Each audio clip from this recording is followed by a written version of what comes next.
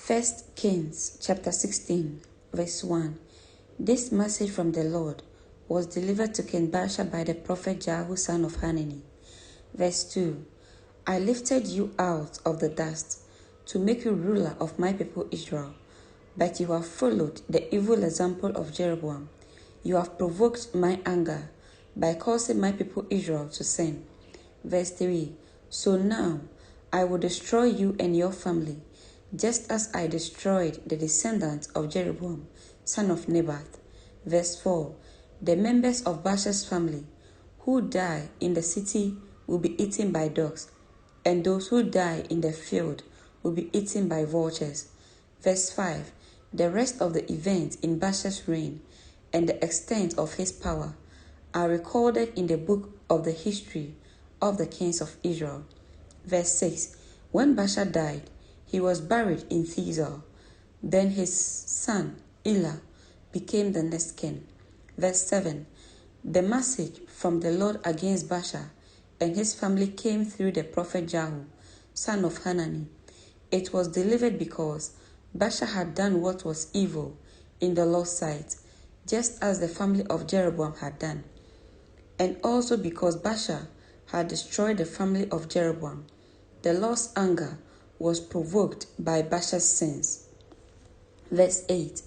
Elah son of Baasha began to rule over Israel in the 26th year of King Asa's reign in Judah. He reigned in the city of Thizar for 2 years. Verse 9.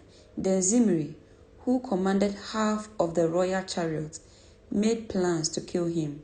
One day in Thizar, Elah was getting drunk at the home of Asa, the supervisor of the palace. Verse 10. Zimri walked in and struck him down and killed him. This happened in the 27th year of King Asa's reign in Judah. Then Zimri became the next king. Verse 11. Zimri immediately killed the entire royal family of Baasha, leaving him not even a single male child. He even destroyed distant relatives and friends. Verse 12. So Zimri destroyed the dynasty of Baasha, as the Lord had promised through the prophet Jehu. Verse 13. This happened because of all the sins Baasha and his son Elah had committed, and because of the sins they led Israel to commit. They provoked the anger of the Lord, the God of Israel, with their worthless idols. Verse 14. The rest of the events in Elah's reign and everything he did are recorded in the book of the history of the kings of Israel. Verse 15. Zimri began to rule over Israel in the 27th year of King Asa's reign in Judah, but his reign in Thizar lasted only 7 days. The army of Israel was then attacking the Philistine town of Gibeton. Verse 16. When they heard that Zimri had committed treason and had assassinated the king, that very day they chose Omri, commander of the army, as the new king of Israel. Verse 17. So Omri led the entire army of Israel up from Gibeton to attack Thizar, Israel's capital. Verse 18. When Zimri saw that the city had been taken, he went into the citadel of the palace and burned it down over himself and died in the flames. Verse 19. For he too had done what was evil in the Lord's sight. He followed the example of Jeroboam in all the sins he had committed and led Israel to commit. Verse 20. The rest of the events in Zimri's reign and his conspiracy are recorded in the book of the history of the kings of Israel. Verse 21. But now the people of Israel were split into 2 factions. Half of the people tried to make Tibni, son of Ginath, their new king, while the other half supported Omri. Verse 22.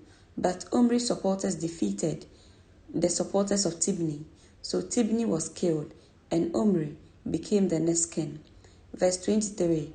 Omri began to rule over Israel in the 31st year of King Asa's reign in Judah. He reigned 12 years in all, 6 of them in Thiza. Verse 24. Then Omri bought the hill now known as Samaria from its owner, Shema, for 150 pounds of silver.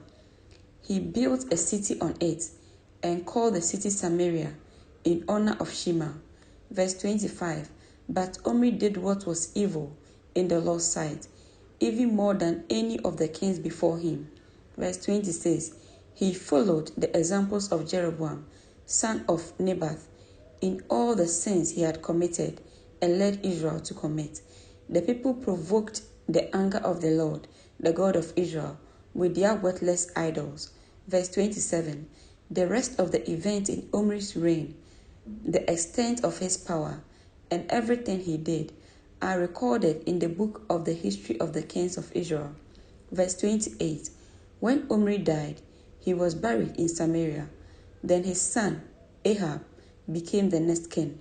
Verse 29. Ahab, son of Omri, began to rule over Israel in the 38th year of King Asa's reign in Judah. He reigned in Samaria 22 years in all. Verse 30.